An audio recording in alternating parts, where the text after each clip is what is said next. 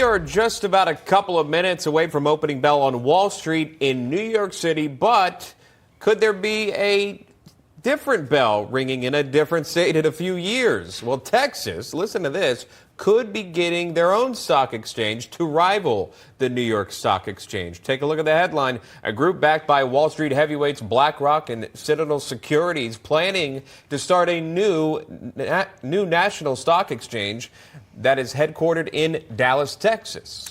The exchange billing itself as a more CEO-friendly alternative to the New York Stock Exchange and NASDAQ.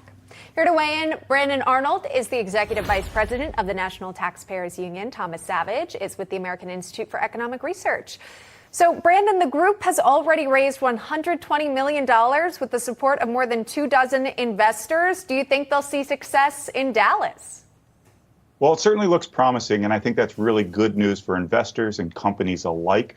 Nothing puts pressure on existing companies, legacy companies, to adhere to their customer base and the people that utilize their services quite like competition. So this competitive force into a marketplace that's effectively a duopoly right now with the New York Stock Exchange and the NASDAQ is really good news for investors, especially the fact that it is not coincidentally being headquartered in a state with a very pro-business track record. So to be clear again for viewers, this would not replace the New York Stock Exchange, rather would have its own entity. It would be the Texas Stock Exchange, the TXSE. There's a website up right now. It says this, Thomas, that it will be fully electronic. A National Securities Exchange will seek registration with the U.S. Securities and Exchange Commission.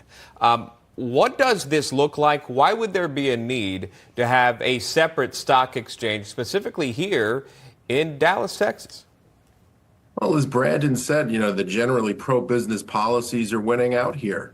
And, for New York and for New York State, especially for Albany and New York City, this shouldn't come as a surprise. The New York Stock Exchange president, Stacey Cunningham, wrote in the Wall Street Journal just a couple of years ago that if New York kept pushing these punitive taxes, these punitive policies, the New York Stock Exchange would consider leaving Wall Street. And, because of these punitive policies, businesses are looking for competitive, better, environments elsewhere. And that includes Texas. Yeah, looking outside of blue states. Speaking of a huge blue state we always talk about, California, where residents have a message for Governor Gavin Newsom, who's boasting about the number of Fortune 500 companies in the Golden State. Take a look at this post on X. Saying huge, and something you definitely won't hear on Fox News tonight. For the first time in 10 years, California is officially home to the most Fortune 500 companies, more than Texas, more than Florida, 57 incredible and booming companies right here in the Golden State. Brandon, I'll go to you. Something to brag about from the governor here, or is this out of touch, considering the state of the economy right now in California? Well, he's got to find something to brag about. He's the head of a state that's a complete fiscal basket case right now, $45 billion state budget deficit. That's enormous. It's larger than the entire GDP of some countries. They've got an increase in crime rate.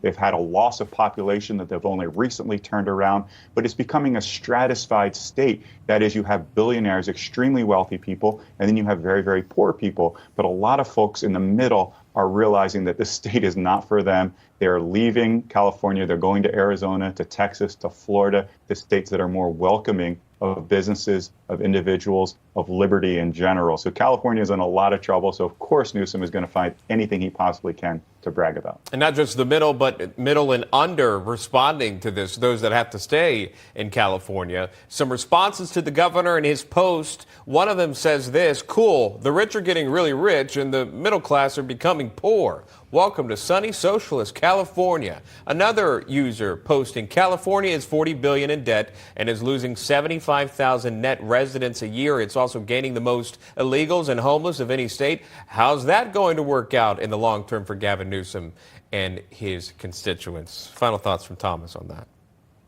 You know what? I think here the New York story and the California story are closely tied.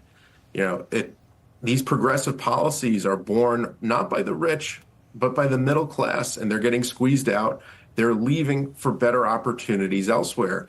And, the final point I'd like to make is that look at the companies that are starting in Texas. BlackRock, they've previously butted heads with Texas over ESG, but BlackRock isn't running to a pro ESG state to start this up. They're looking at a pro business state.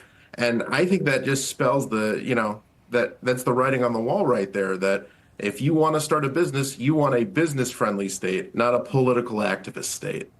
Yeah, that's a great point. Gentlemen, we appreciate the conversation today. Brandon Arnold and Thomas Savage, thanks so much. Thank you. Meantime,